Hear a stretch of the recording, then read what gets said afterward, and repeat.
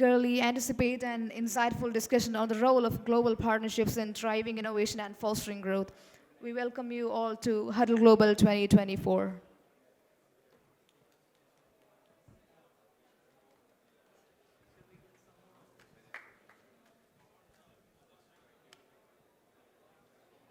Hello, am I audible? Yeah, so first of all, thanks a lot for Kerala Startup Mission to basically organize this panel, and hats off to such an amazing arrangement which they have done.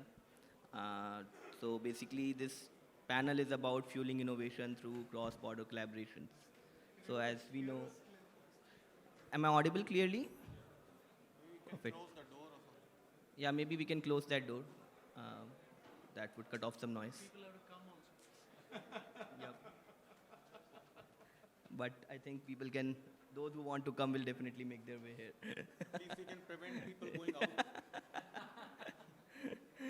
But yeah, so, but the topic of the panel is pretty interesting and it's pretty relevant for those who are looking to scale the startups internationally, as well as to those investors who have invested in those companies which are looking to scale internationally. The world is now becoming much more and more connected, and it's becoming much and more smaller day by day, and therefore the collaboration with the corporates, with the international governments and the organizations are becoming a key for a successful growth of any early stage venture.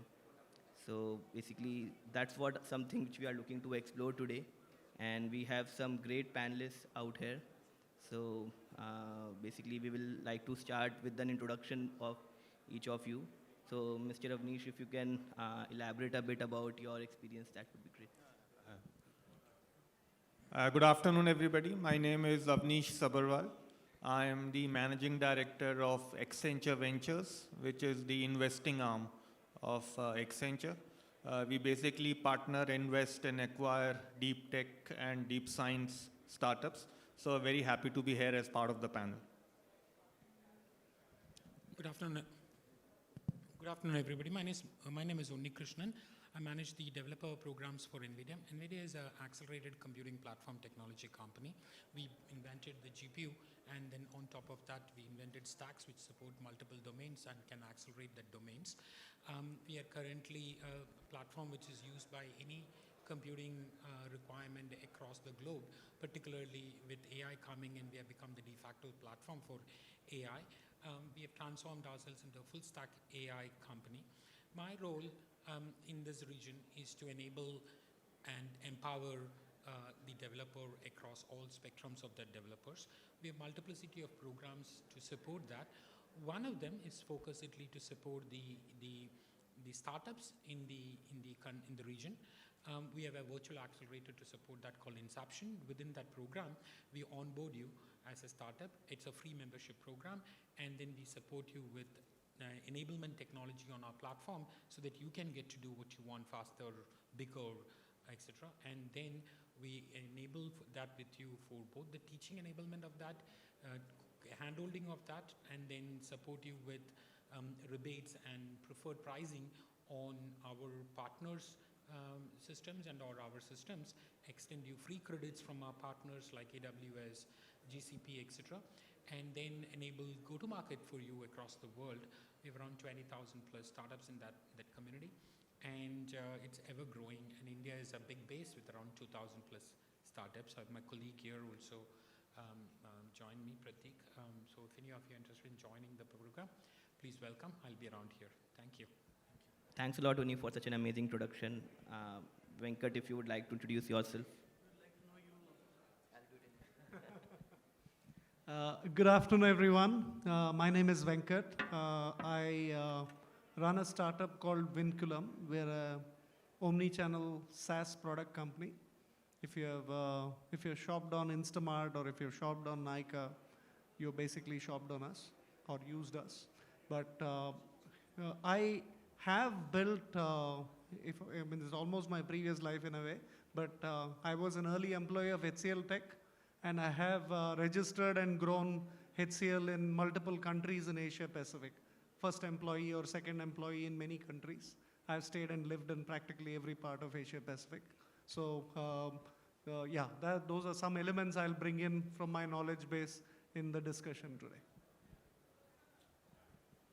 Good afternoon. I'm Ken of MUFG Bank, and obviously I'm Japanese here, and I'm investor side, venture capital. Some quickly, MUFG Bank is the largest Japanese bank. We have $3 trillion AUM, and we have invested 3.7 billion in startups in the last 3 years. In India, we have invested 700 million in the last 3 years. And we are part of the MUFG Ganesha Fund, which is 300 million in venture capital for only Indian companies. As an MUFG has, of course, retail business in Japan, plus, 4 countries in Southeast Asia, especially Thai, Indonesia, Vietnam, Philippines. I usually help Indian startups to come to Japan, Southeast Asia. I'm happy to explain more details later. Thanks so much. Well, thanks a lot, Ken, for your introduction, and would like to introduce myself as well. So basically, I'm working as Vice President at IvyCap Ventures. IvyCap is one of the leading homegrown venture capital fund based out of India.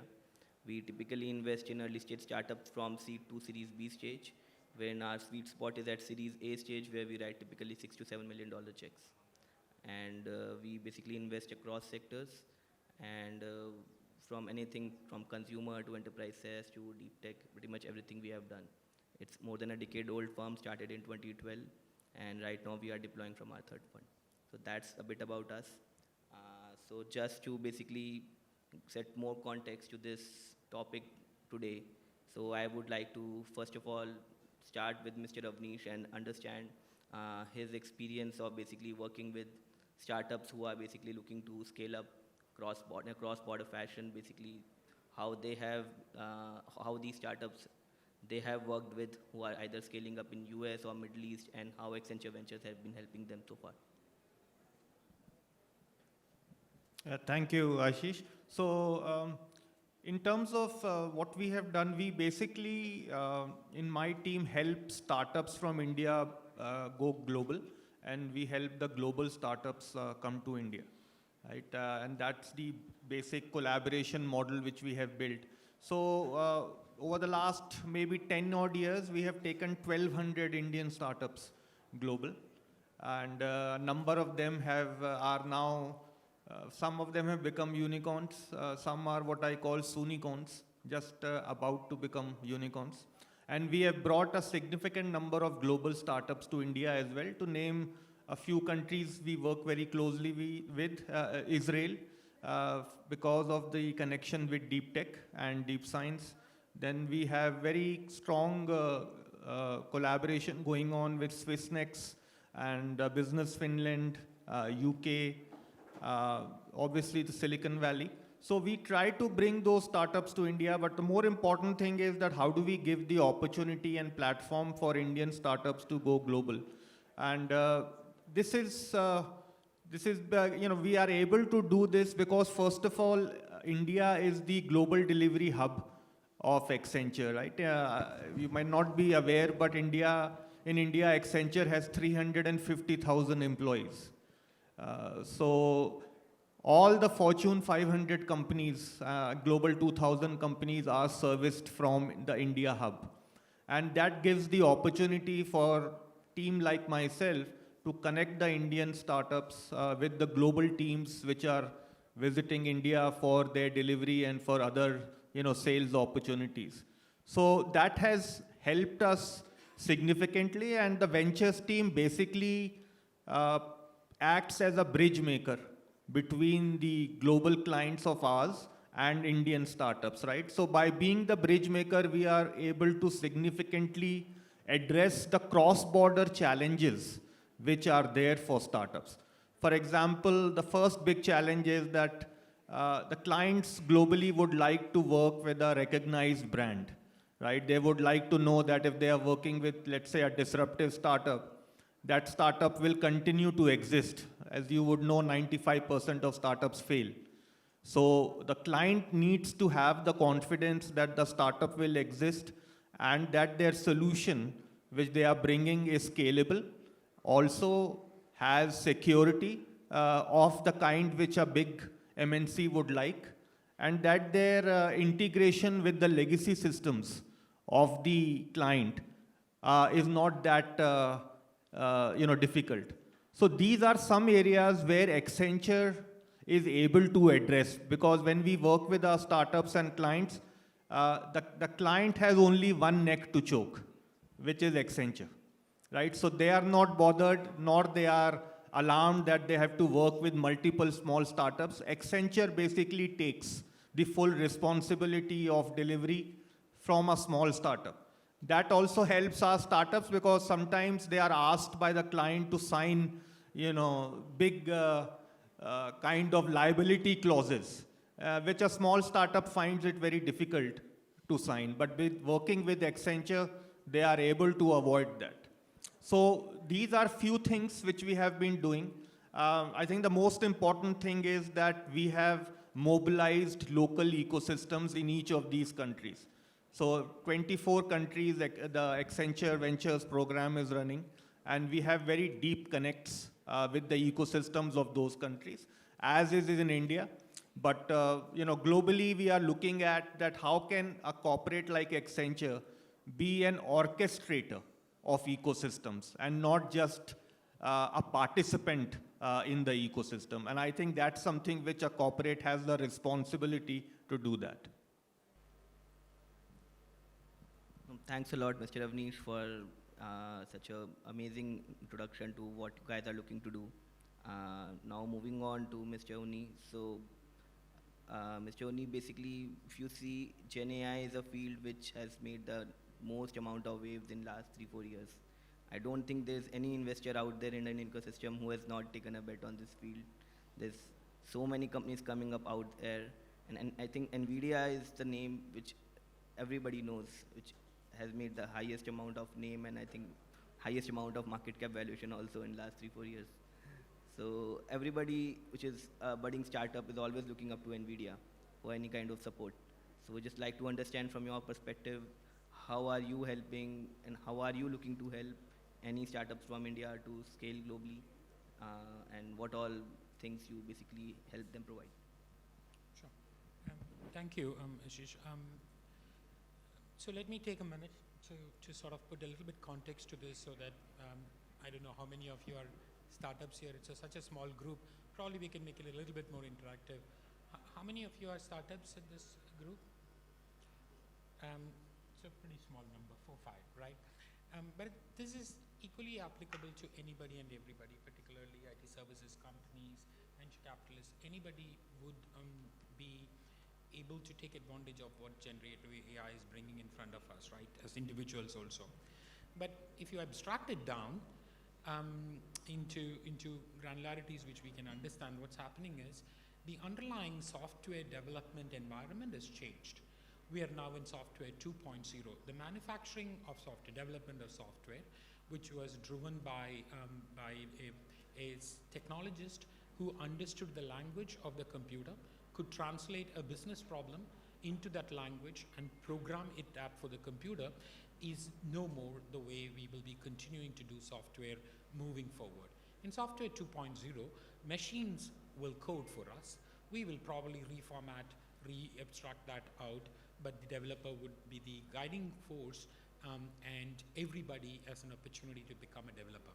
Software development is getting democratized. That's one perspective of what's happening with generative AI. But generative AI essentially enables you to generate something new with the help of AI at the end, right? So software 2.0 from an India perspective essentially changes the game for our software environment. Our IT services industry and ecosystem which we built essentially enabled us to create talent who understood computer and create that language of computer and translate that for the scope of work.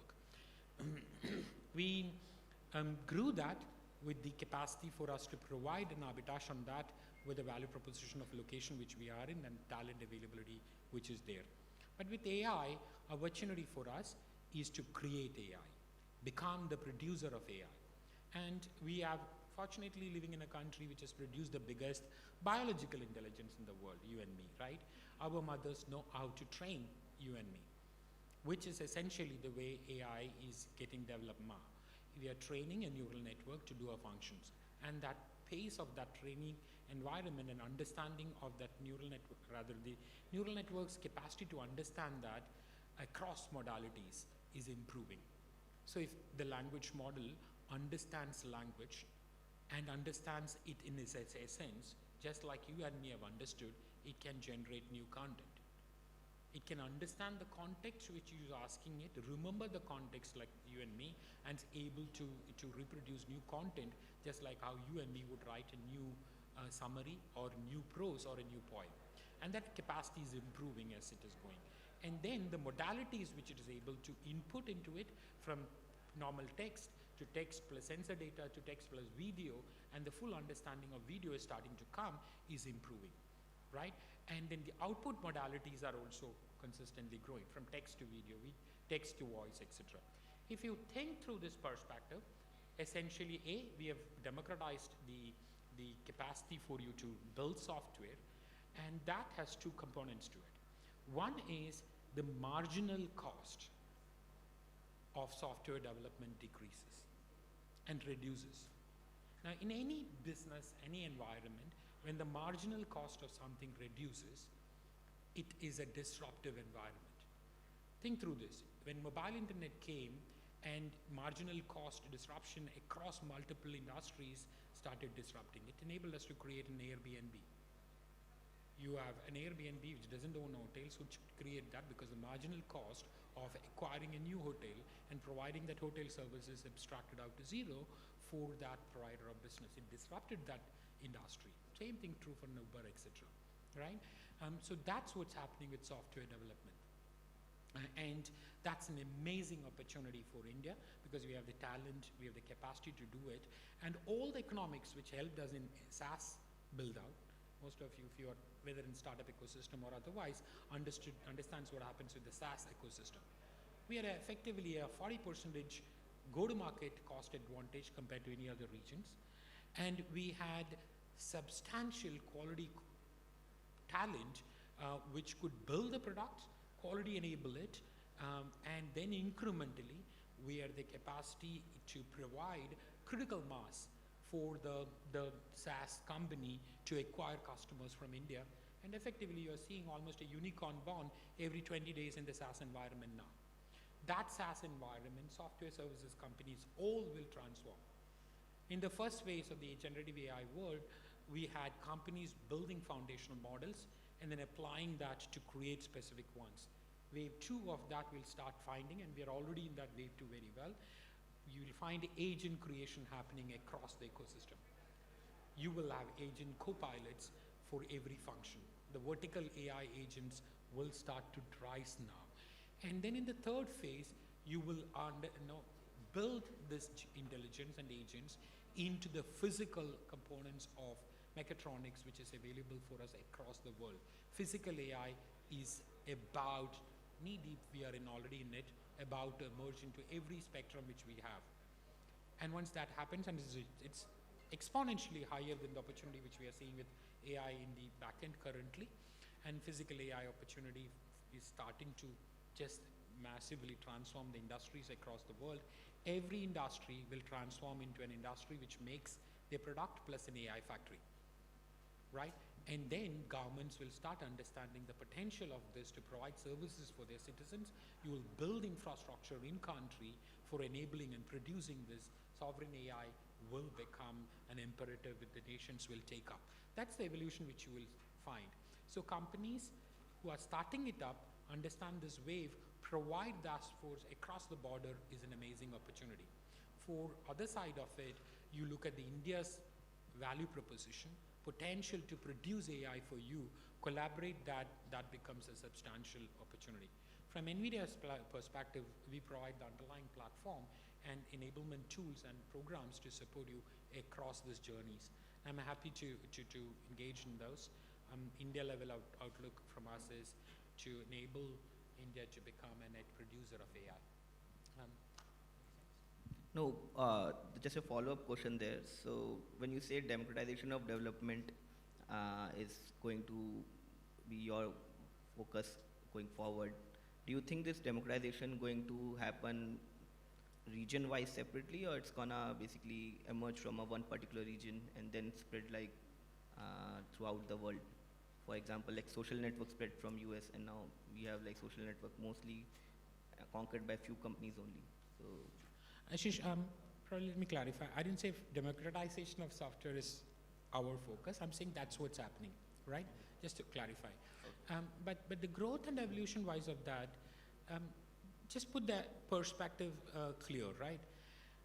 Development process of it, productivity improvement for the software development is automatic, right? If you're today using ChatGPT, you understand how ChatGPT, for example, can help you in your normal work life, right? You can ask it to summarize something, you can ask it to do multiple work. Same applies for code. You have now capacity to take code level GPTs and get it to write structured code for you, and your developer can refactor that code to see if it meets all the guidance, becomes a step above that. The automatic productivity improvement of that software developer goes up substantially. That's one part of it in the process of development of the software. But on the other side, if you think about it as you as a user, you are effectively talking to the software now or talking to your data. That democratizes the usage of that software for you or that environment for you, moving from a constrained GUI environment to a natural language, no interface environment across mediums of interaction, right? That's an amazing opportunity for us. Understood. That's quite interesting. Now moving on to Mr. Venkat, would love to understand how do you basically see challenges majorly for any startup from India to scale to any particular region, let's say US or Middle East or Southeast Asia, since you've already done that and been doing that in Southeast Asia and Middle East, and I believe your focus is gonna be US in next few years as well. So what are the major challenges you see for a budding Indian startup? So I think obviously what I say may not work for every industry, okay? But if you're, let's say, a B2B SaaS company like Vinculum, right? Now, when you're trying to expand, the first thing you need to understand is whom are you selling to, right? You need to understand who is your ideal customer. You can't obviously be an answer for everybody. So you need to understand your ideal customer and you need to know the buyer profiles. Now, ideal customer, for example, it's very easy for me to tell what we do. Anybody in a mall, any brand is a prospect or a customer for me. Okay, any D2C brand across any industry is a customer for me.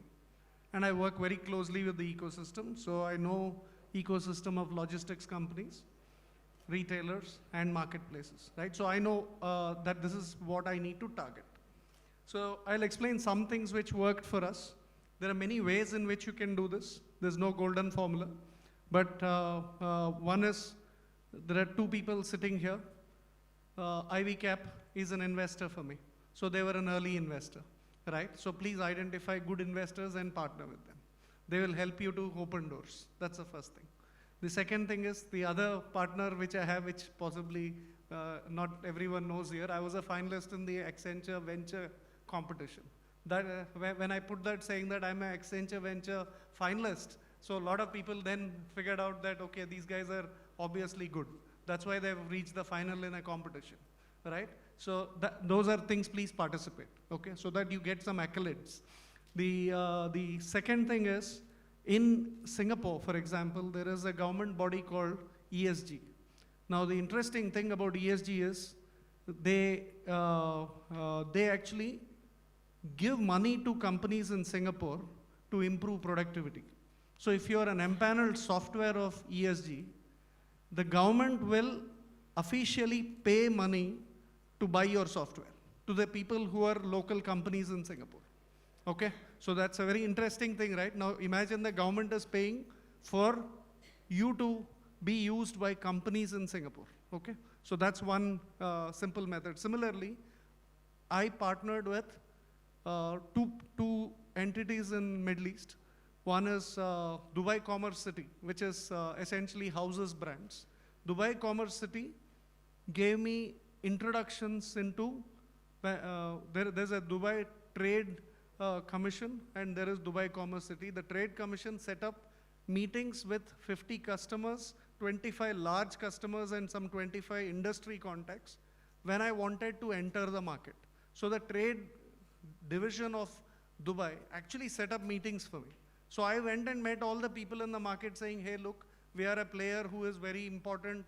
We have digitally been present in terms of the transformation of the industry in India.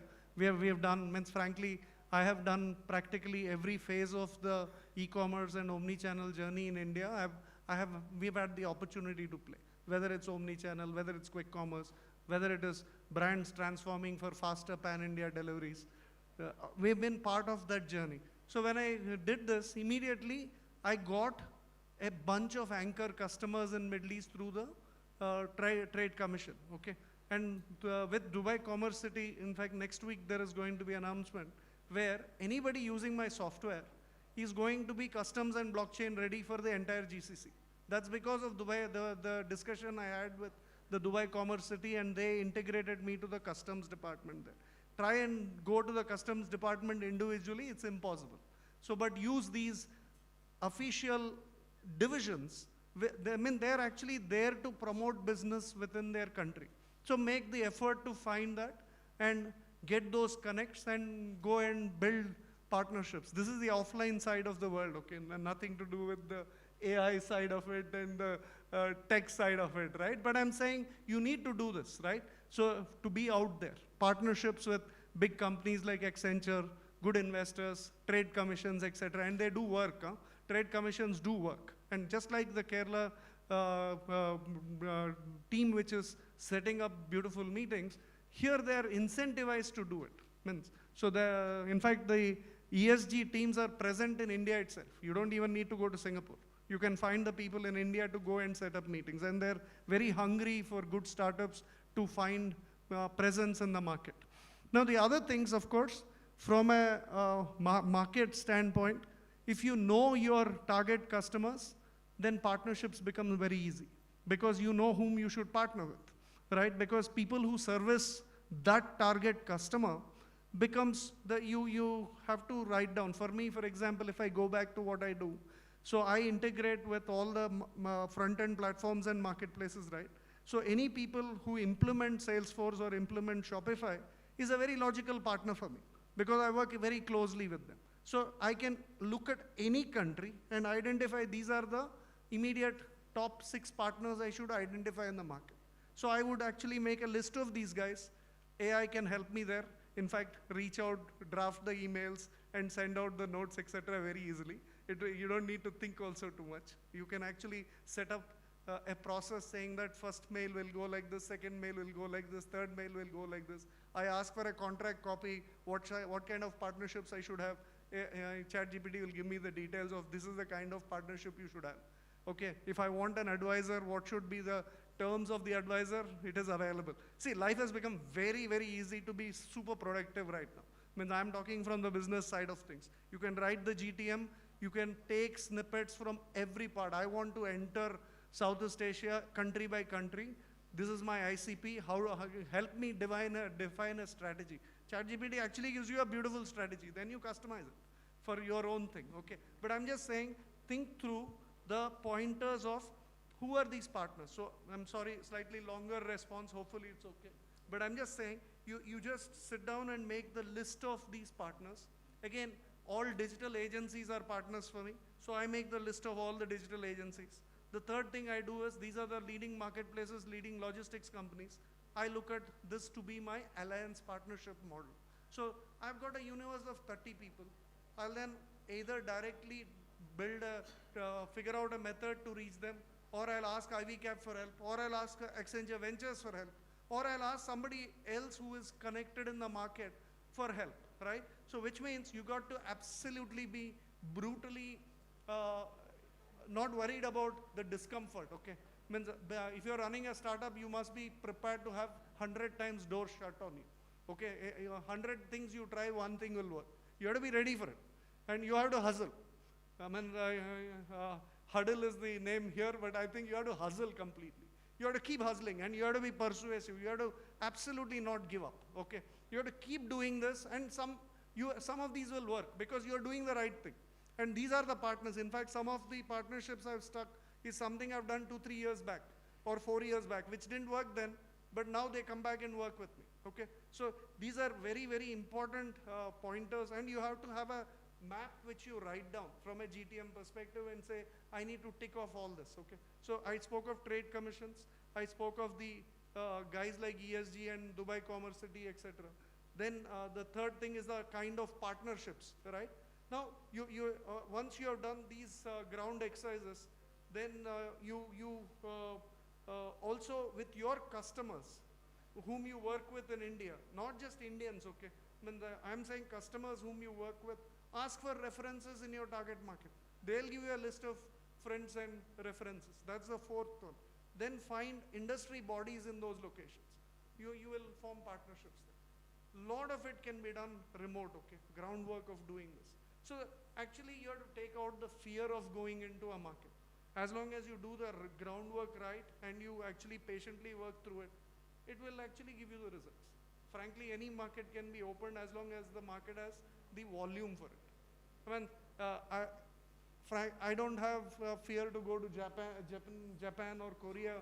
But the first time I went, I was a little scared, I must say, as a youngster. Okay, no one was talking English in Korea. First time I went to Seoul. When HCL have actually started offices in each of these places, but at that time, people were much less in terms of the internationalization. Today, everybody is there everywhere, isn't it? So it's not very difficult to do it. So, it's quite easy to actually figure out a way to go and work through, but it is hard work. So when I say it's easy, the process is easy, but work is very, you have to do these steps, step by step. Sorry, that's a long answer, but. No, quite interesting. So basically, partnerships and basically collaborations with right channels and hustle, I think is basically the key to overcome the challenges, as I understand. But yeah, very interesting answer, Venkat. Now moving on to Mr. Kenta. So would like to understand your perspective on how you see Indian ecosystem evolving, and since India and Japan are basically collaborating quite a lot, so how do you see Japanese government helping Indian startups open up market access in some way, or basically collaborating in some way to basically fuel the innovation and research in India? Okay, thanks so much. So let me quickly explain about Japan-India collaboration. Maybe kind of be long, but I just want to say, is anyone been to Japan? You have been to? Oh, nice. Thank you so much. Yeah, thank you. I think I saw some people. But let me just step back and share some history of India-Japan collaboration. And I mean, it's 30 years back, but I want to say, I think of course, Ganesha, Ganpati, or Lakshmi. I love the name. Yeah, so they are the gods of also in Japan. We celebrate, Ganesha in Japan as well, because, of course, we imported Buddhism from India, and many gods, came, together with Buddhism. So we still celebrate, and you can see Ganesha as sculpture in Japan. And also, we learned grammar from Sanskrit. So Japanese language, Sanskrit, Hindi, we have, same grammar and same, vocabulary, because we learned, 2,000 years ago. So that is, how we collaboration started. Recently, for example, if you go to Delhi, you can see some nice metros, or, Shinkansen, bullet trains also, under construction between Mumbai, Ahmedabad. That is also technology from Japan, and finance is also from Japan. And also, recently, IMFG helped, some culture collaboration, and Pokemon came to India, and Pokemon tied up with Reliance in Japan. So we are supporting those, collaboration from Japan to India. But I want to say, India has a huge success story from India to Japan story as well already. So that is Paytm. Paytm is invested by SoftBank, Masayoshi. And he decided, okay, let's bring this technology. This is amazing. Let's bring this technology to Japan. And he set up, Masa-san set up, Paytm, PayPay. So he brought, 150 engineers, India engineers from India to Japan, so that they introduce the same technology from Paytm to PayPay. And we have, PayPay has, I think now they have 40 million or 50 million payment, monthly active users. That is the largest e-wallet company in Japan. But all the technology is backed by Indian technology. So software, from India to Japan is already happening. Maybe for hardware, maybe we can bring something to Japan. But for software, something like UPI, otherwise much better, to be honest, the Japanese system. So there are so much opportunities. And as Venkat explained, I mean, you mentioned government, but I think it is better to, just rely on private side. I mean, public side is a bit slower. So like MUFG, if you have a relationship with MUFG, we are happy to connect, any Japanese corporates. And just one example is, we have in a portfolio Battery Smart. Battery Smart is, mainly in northern India, and they have, battery swapping companies. They have, 1.2 lakh swapping every day. And we brought, the founder, Pulkit, to Japan. And he has met, Mitsubishi Corporation, Mitsui Corporation, Sumitomo Corporation, and else. I mean, they met, more than 10, large Japanese corporates. That is, we introduced. So sometimes it matters more, know who rather than know how. So if you know right partner, right persons, we are happy to connect, those, new markets. Quite interesting, and really amazed to know like what all work Japan has done so far for India, and I hope it continues in future as well. Now I would like to open the stage for a few questions from the audience. If anybody is interested in asking any question, please raise your hand. Yeah, please, can somebody hand over the mic? Just tell your name as well. Can we hand over a mic?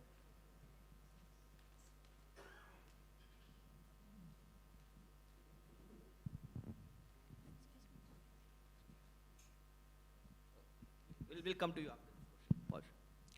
So my question is to Yoshida-san. My name is Ravin Sanghvi, and I'm an angel investor and work as a mentor with various startups. What kind of stage where you invest in Indian companies, and what are typical the investment ranges? Question one. Question two, which all companies that you have, if you can, either sector or the company where you have invested, and what is your experience of investment? Okay, so from my fund, MSC Ganesha Fund, that is the name, and we have 7 portfolios, and our stage is Series BC, so growth later stage. And minimum check size is $10 million, so we only come in later stage only. And some names include like Insurance Teco, Battery Smart, and Crazy Bee, DotPay, and Lentra. And we also have an M2P, and from separate fund, we invested in the Zepto, Misho, and those are the names we invest. I mean, typically in the middle later stage. And having said that, Japan has another early stage in venture capital.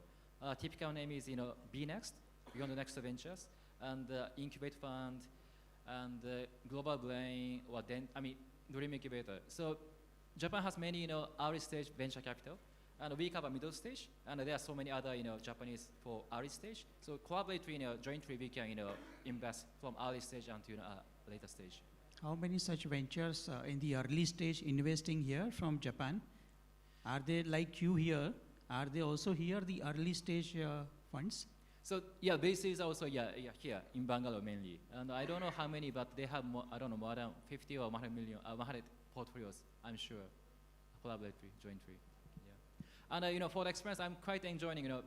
I have seen startups ecosystem in Japan, Southeast Asia, and finally in India.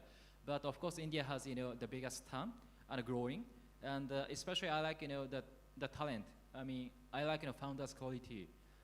Sometimes Japanese founders is quite domestic. They don't see global markets, international markets. But for founders here, they have global eyes, eye opens already. So it's quite, as you say, hazu, or eager to work. So I like, quite the talent here. Thank you.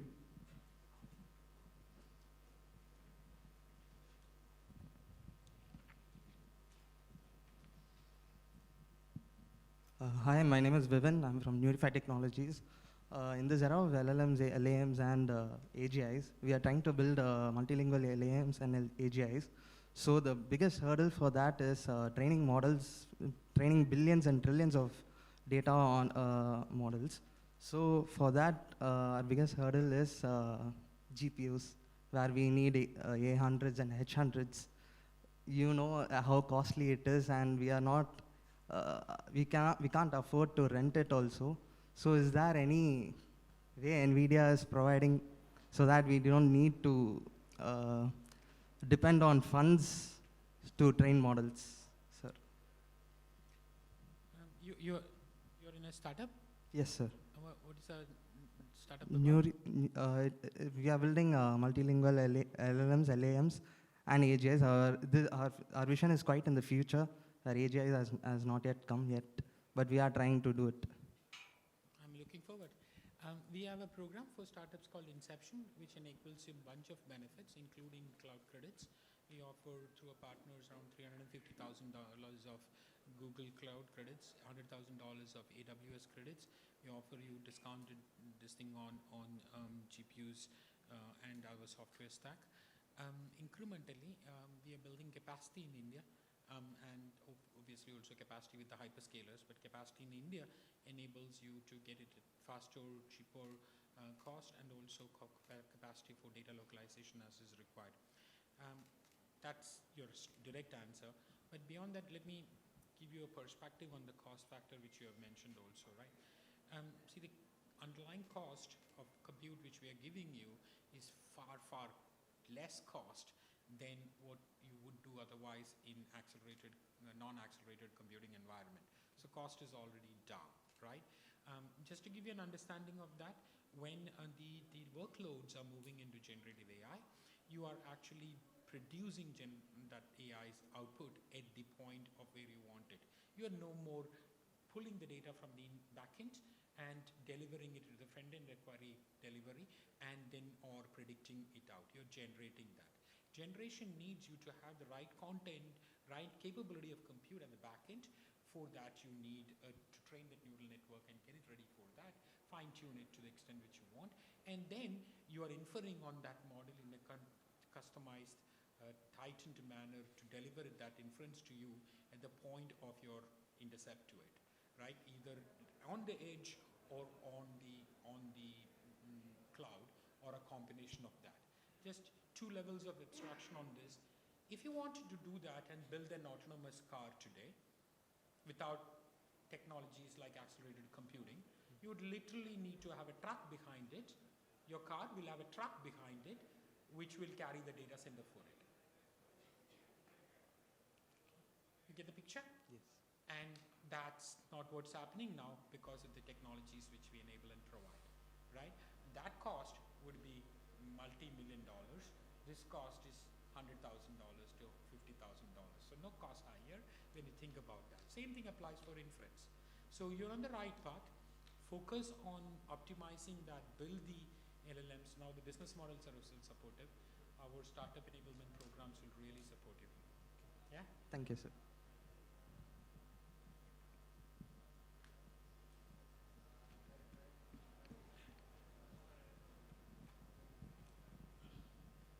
My question is to Venkat sir. So, sir, you mentioned about in your early stage, the progress of the business, you approached, IvyCap Ventures and say Accenture Ventures for funding. Can you just give some light on that? Maybe how can a new startup with the seed stage of funding requirement can approach them and probably scale? Sir, again, depending on what you do, right? There are many vehicles from a fundraise perspective. Okay. Now let's say you're raising a small check. You are a new startup, right? So you can definitely, there are many angels and angel networks which are available to give you the initial push. Okay. So definitely it is available. And today it's a fairly established setup out there. Okay. In India, if you look at it, there is a multiple ecosystems, but I'll give you a couple of names. Okay, one is called Venture Catalyst. So they basically help in raising money for you, where you have a pitch day, where you can go and pitch, just like Shark Tank. You can go and pitch to investors in the room.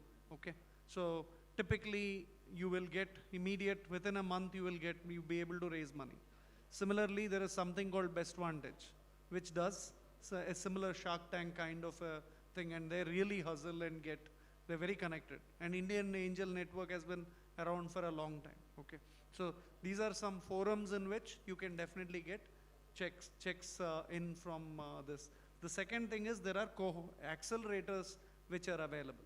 Okay, which means there could be an Axel Atoms, there could be a Sequoia Surge, And there are many smaller and larger groups who actually have 2 or 3 cohorts every year. So which means you have to apply for them. Yes, you'll have to keep doing it, sir. Just like you have to keep trying and hustling for customers, you have to keep hustling for investors also. Okay, nothing is, I mean, there are some people who get things easy in life. If you look at me, everything I have to fight for what I have to get. Okay, so you have to make those attempts. But it is very easy to do it. Again, disciplinedly, if you do deep work, keep away everything from your mind. 2 days you can actually make a complete list of all the potential check sizes, 0 to 100K, 100 to 250K, 250K US to $500,000, $500,000 to 1 million, 1 to 5, 5 to 10, greater than 10. It's very easy to make that list of people. Now there are bankers as well who help you do this. Okay, so that's the next stage of evolution. When you have a lot of customers or a very interesting technology which can help large players like Accenture, I think they'll be very interested to give a strategic check. Okay. Now again, Avnish sir can talk way better than what I'm saying in terms of how they do it. But that you have to be somebody who is differentiated. Okay, if for example Accenture can win a $2 million deal because of your 100K, they would love you, right? Because you become the secret sauce for them to win large deals, which in-house they can build, but you have already built it. So that becomes a way in which they will invest and they will actually give you the customer access, and also they will benefit from the partnership, right? It has to be a win-win for everyone, otherwise why will it work? So, but there are many such cohorts as well. But again, what works is a session, possibly not an easy answer, but these are all available today. It's a well-established ecosystem, and you must network, okay? But see, the thing I would say is please visit some of these things, Google, search, do groundwork, meet some bankers. You will get the list of things to do. Happy to, you can take my number. I'm happy to do a half an hour, 45-minute session to tell you what I will do in your case, okay? Now, just to add to that, IvyCap also has a seed investment program similar to Excel and Sequoia. But yeah, I think long answer short, basically find the right channels, right partners, and just keep on hustling. You will find the right and partners. Your seed check would be what size? Up to $500,000. Yeah. Up to $500,000. So there you are. You please take his number and immediately pitch to him. Don't let him go today. Thank you. Thanks a lot. Anyone else has any question? I think there were a few raised hands. Yeah, hand over.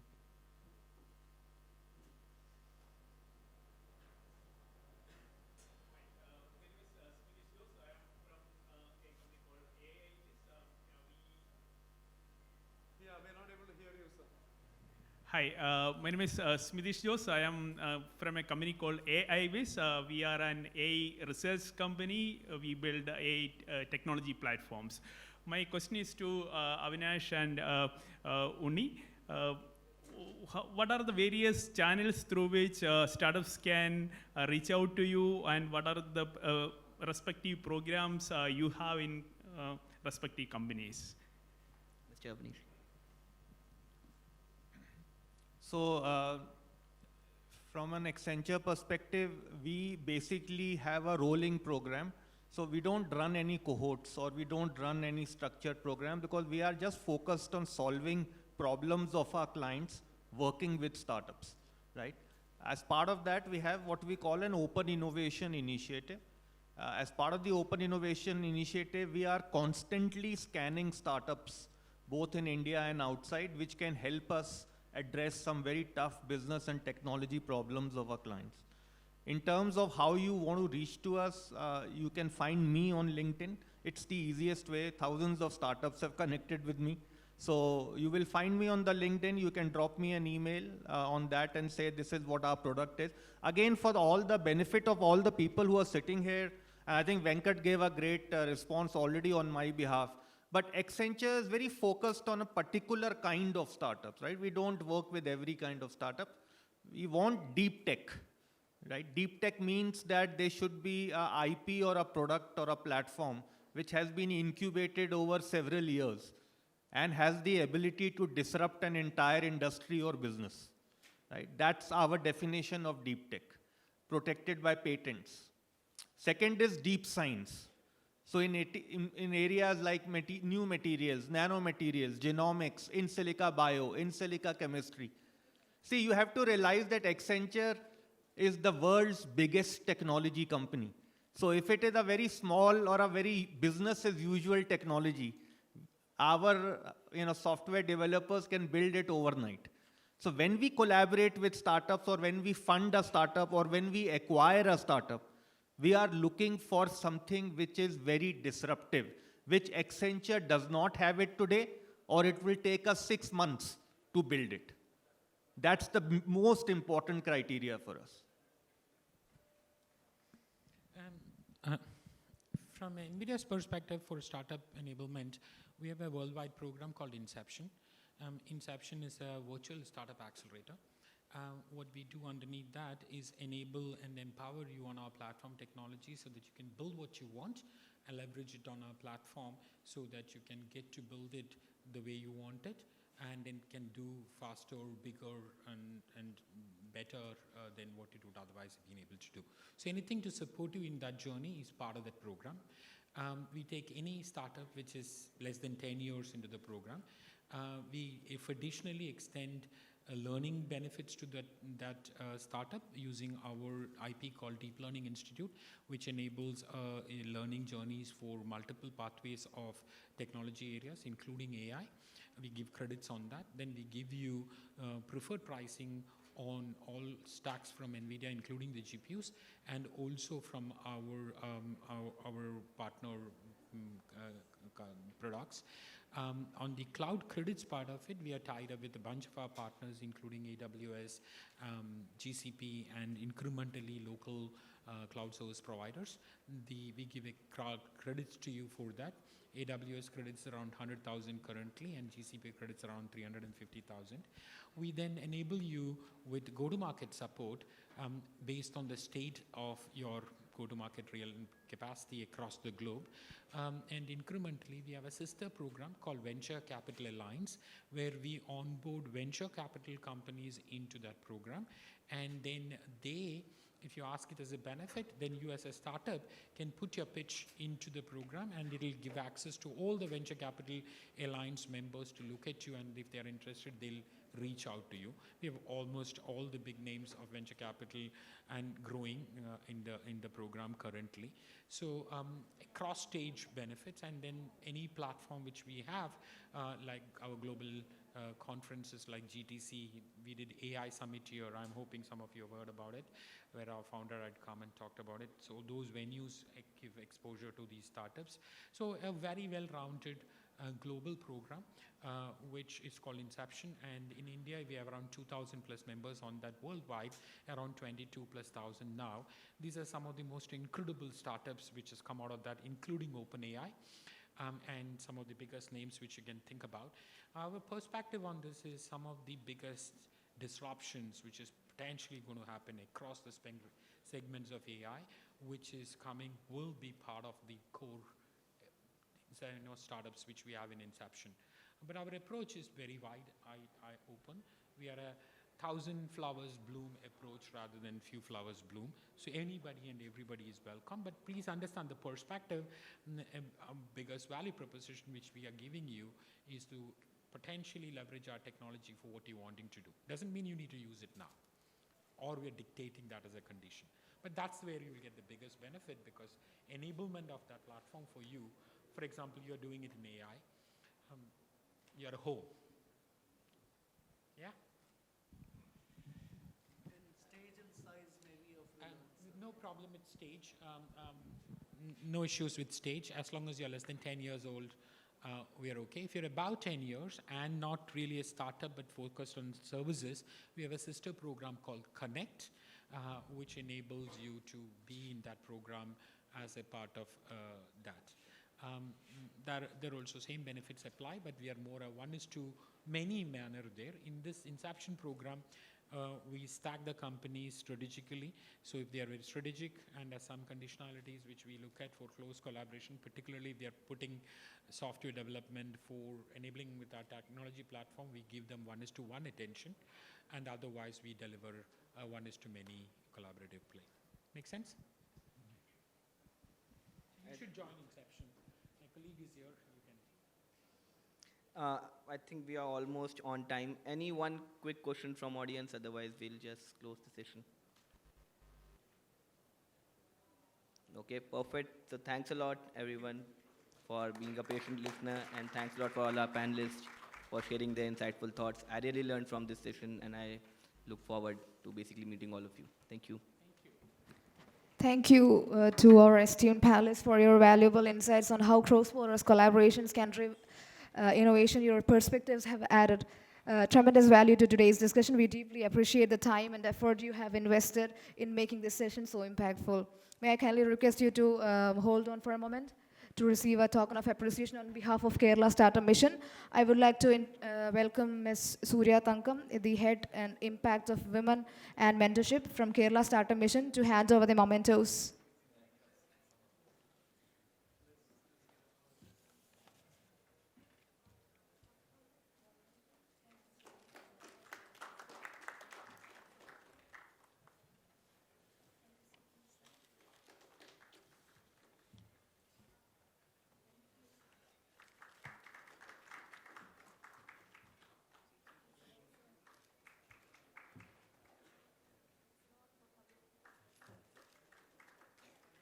Thank you so much. Thank you all.